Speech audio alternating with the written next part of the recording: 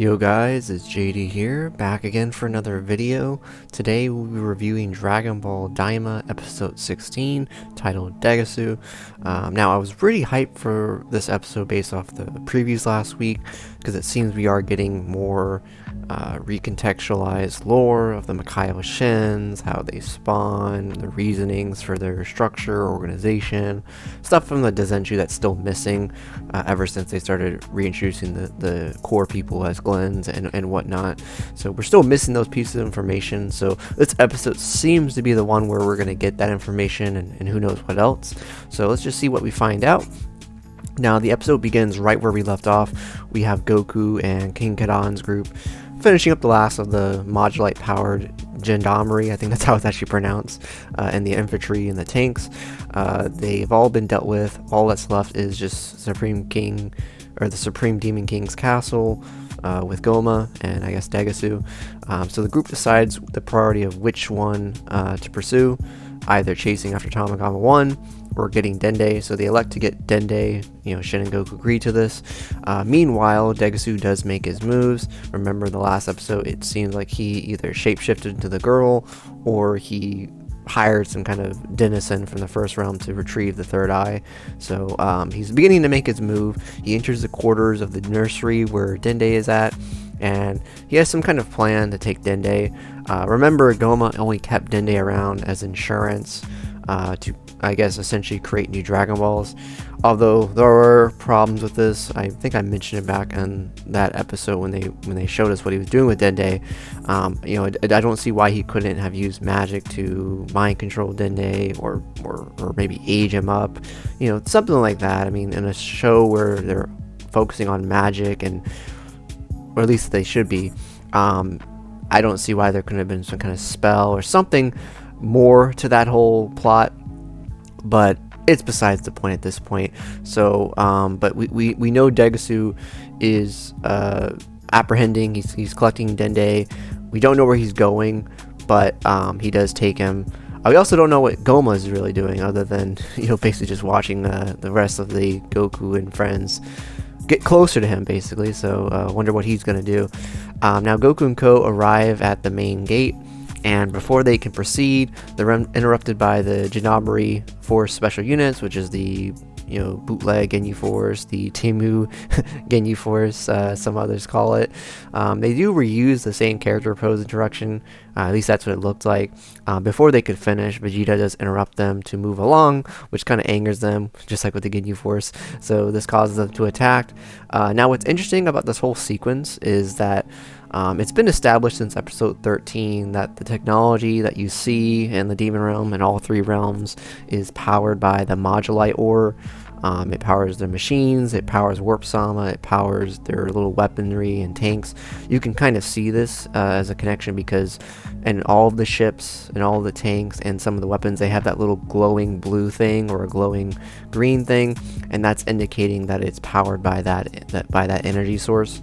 So this gave them troubles last episode with the all-out war.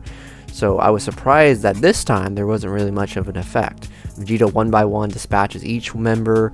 There's only two left at the time, which was the captain and then the larger one with the chips. And the captain does do something really interesting, which is to fire an attack that is magic based. Some might view this as just a fiery ki attack, but no, this is definitely magic since it's already established that they don't have knowledge of ki. So this is something very similar to Glorio's attack. It seems to be elemental, so a lot of the magic we're seeing is elemental, right? Pansy's power, presumably if it had matured, would probably be some kind of earth-based manipulation. Glorio's is lightning, and then I guess this race of demons, the Majins that you see that are in the Gendermarie Force, at least with this one, it appears to be fire based. So we haven't seen water, we haven't seen wind, so maybe we'll see those soon.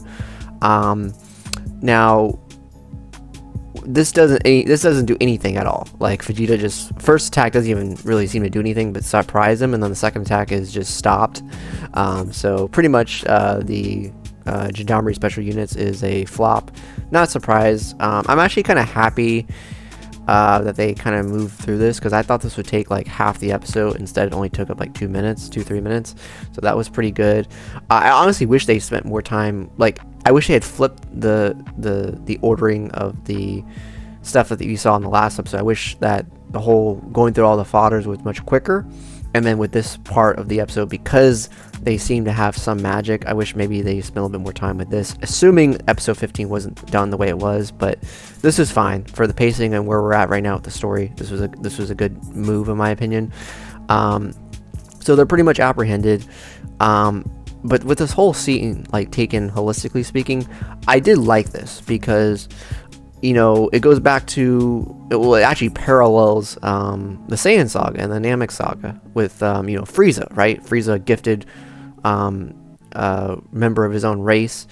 He could use ki, he could harness ki, you know, definitely with his forms and, you know, death balls and all of that, but he couldn't sense ki like the Earthlings could with their understanding of ki, with their the Buddhist Taoist undertones. So this is very similar to that, where they have potential, you know, these demons have potential, but they're reliant on the technology, the modulite power technology. Some of it may be based on magic, because we don't know the full extent of it, but it is a parallel to like the Saiyan Scouters and the Frieza Force Scouters, or even the weapons that the Frieza Force members would use. So I did like that. They're almost like in a medieval kind of like society. We saw that with the feudalism, with the third demon realm, and there might be other kinds of castle-like systems that we hadn't visited yet.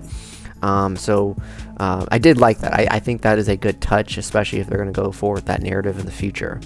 So with them dispatched, they are tied up. They're not killed, because, you know, they're not really fully bad dudes. And so Goku and Go, they advance forward into the castle gates.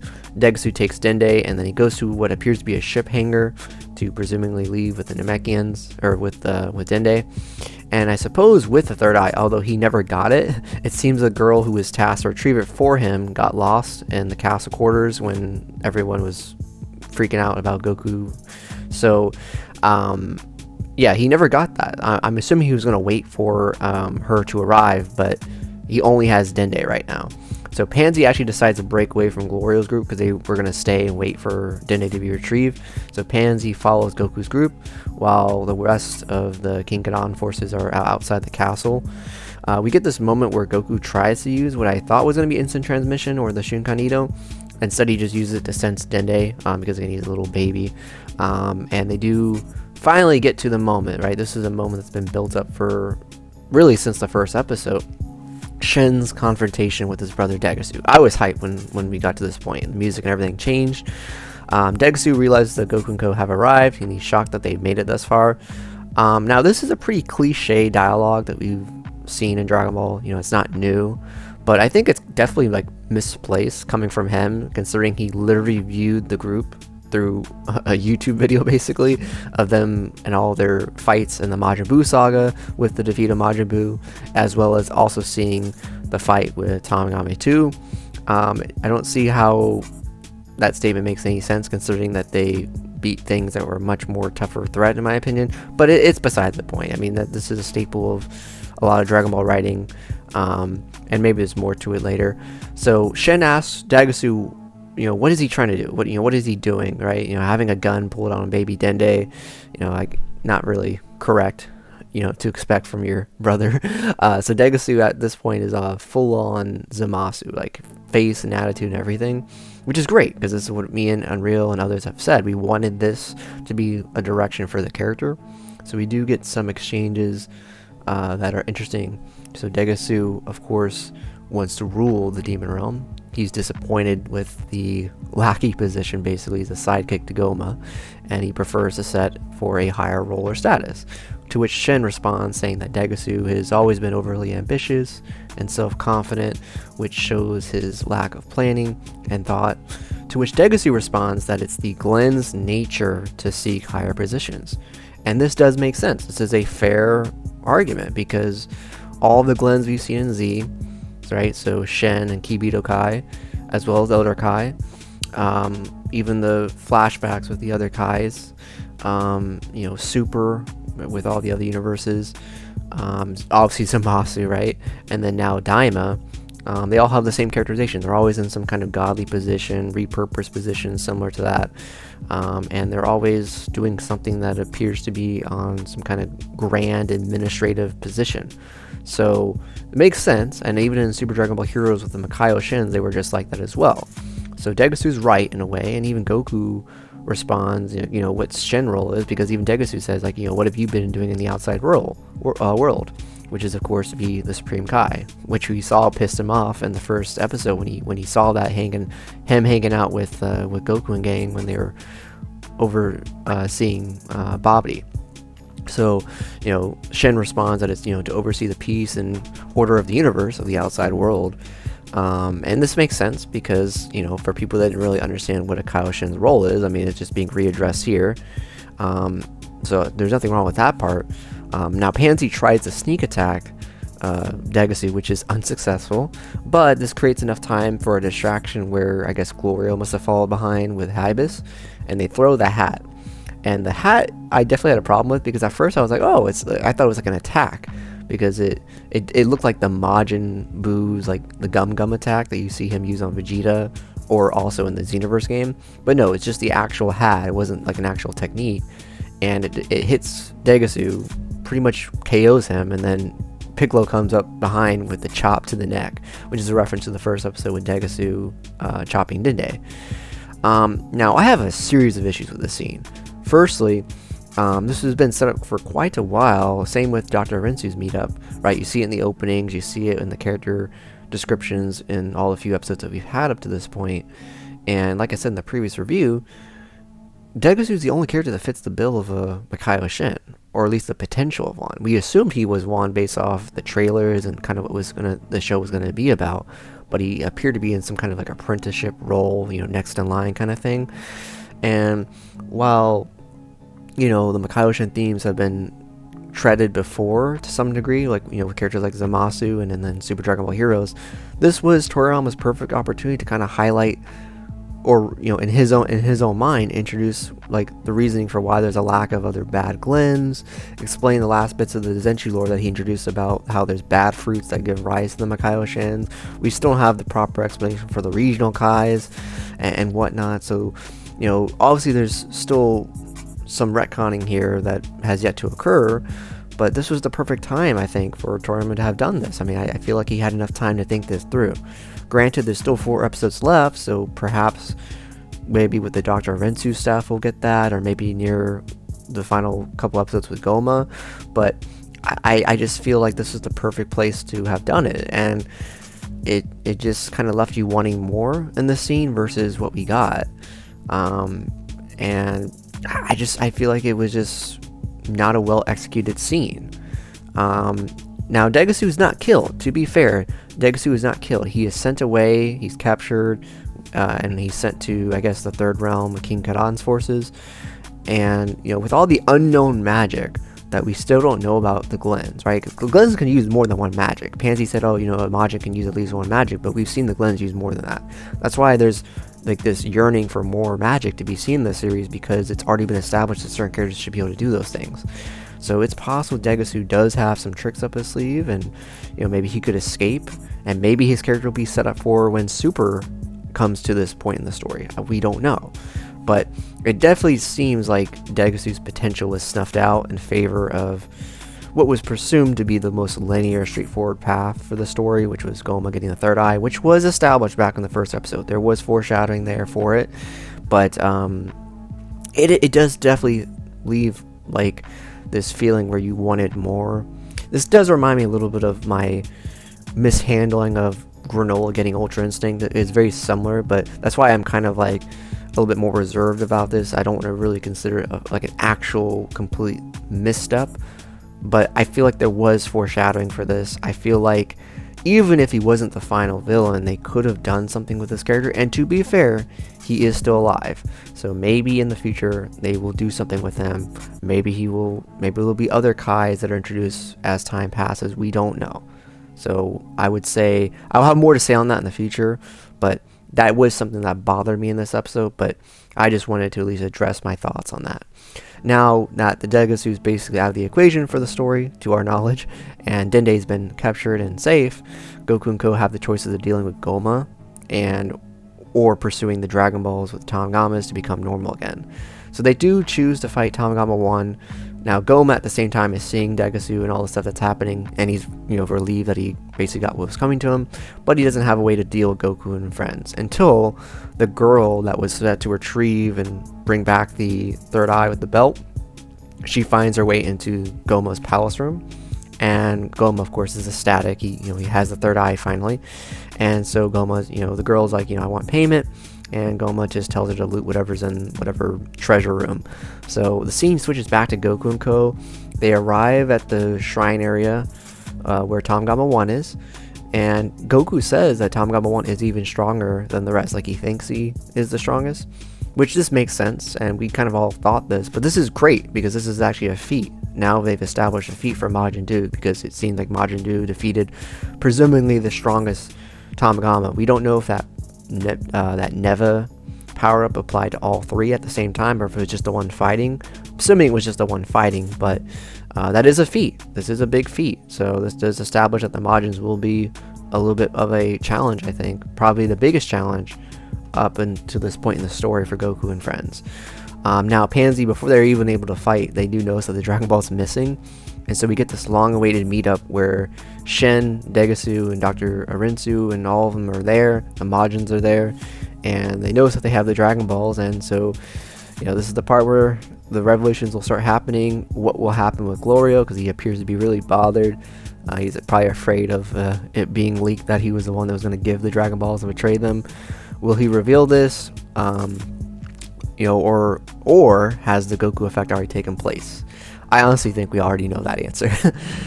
So the last scene of the episode is Gomah, and we get some classic Toriyama humor. I had no problem with this. This was not a bad scene in my opinion. Gomah gets the third eye, but he can't get it out of the belt. So he has this little toolbox of crap, basically, tools, and he can't get it open. He's trying to use a spoon. And so he gives it up and then goes for a bathroom break, comes back, and decides he's going to use a plunger. So the plunger actually does work after a second try, and he has the eye. And apparently, I guess he needs help to lodge it into his forehead. I don't know why, but I guess he can't do it himself.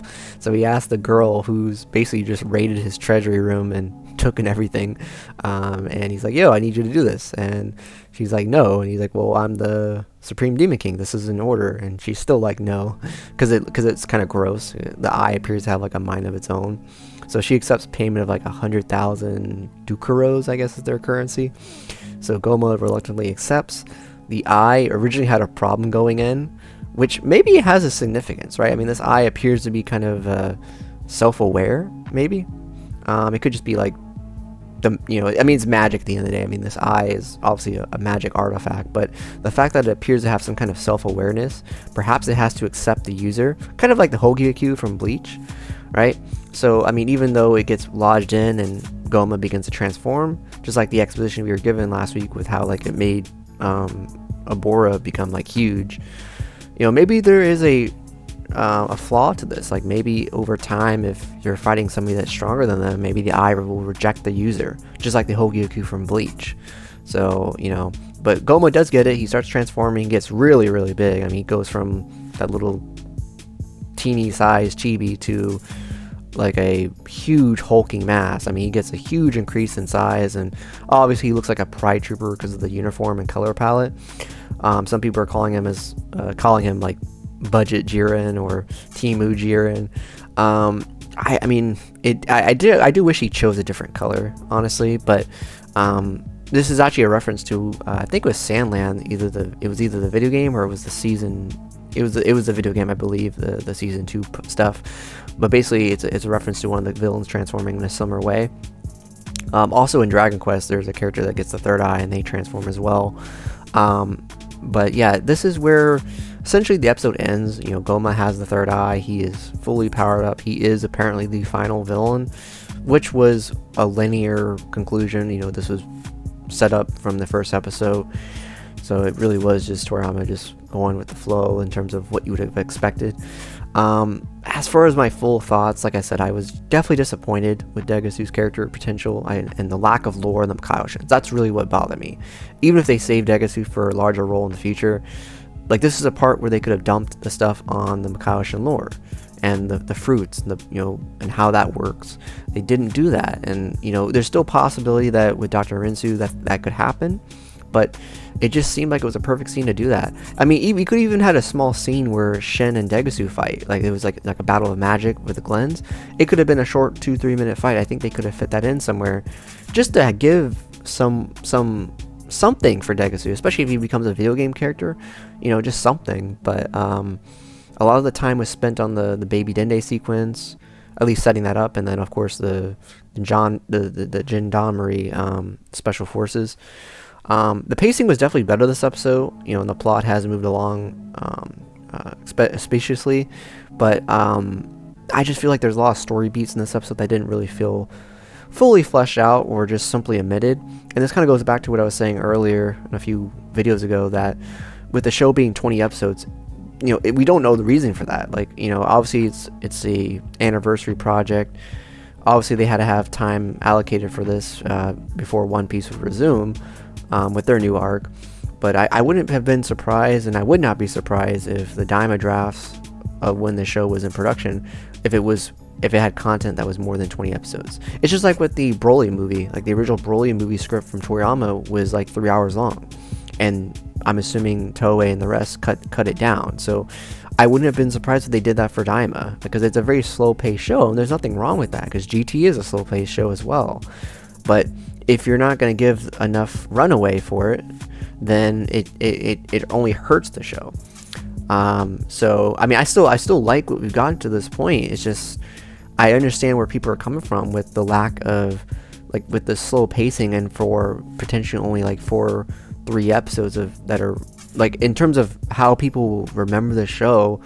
Again, this is just conjecture, but I mean, the way I see the show going is most people are just going to be going on YouTube and typing in the Tom and Gomah fights, or Super Saiyan 3 Vegeta, or whoever knows what else happens, and that's it. As far as binging, I think it would be definitely better as a binging show, but it's just, again, I just feel like a lot of potential is being snuffed out here, and I don't think it's Toriyama's fault. I think it's just the corporate heads. But we'll see in future interviews. Now, the next episode preview does look really good. With seems like the final battle sequence is set up. Even the arena apparently is being shapeshifted in some kind of weird way. So that is interesting. I think we're gonna get Super Saiyan 3 Vegeta and Goku next episode. We might even get the Bug fusion either next episode, maybe later. Even Piccolo's fighting, which is great. So I'm curious to see if how quickly Goma's gonna disrupt that fight, because it's probably going to happen. And I wonder if Goma's going to get another further transformation, because he's really big. Like, I mean, he is like as big as Fuse Amasu was when before Trunks finished him. And I mean, with the characters fighting at their current size, I mean, he's at a disadvantage. So I wouldn't be surprised if he gets like another form, kind of like with Obito from not Dragon Ball, from Naruto, where he has like he had the original Ten Tails form where he couldn't control himself, and then he gets like a smaller, more condensed form where he's more conscious of his actions. Something similar to that, I think, is possible. So we'll see what happens. I am still very excited to see how this show's ending sequence lands. I suggest people kind of staying off social media, just like I said in the last episode, because we are so close to certain stuff happening. There's rumors of a new form, the fusion, obviously, and who knows what else. So if you don't want to be spoiled, I suggest staying away from Twitter, because I'm expecting a lot of toy merchandise leaks, or even game data mines. So don't be surprised on that. But again, very excited for the rest of the series and for whatever else happens later. But until next time, this is JD signing out.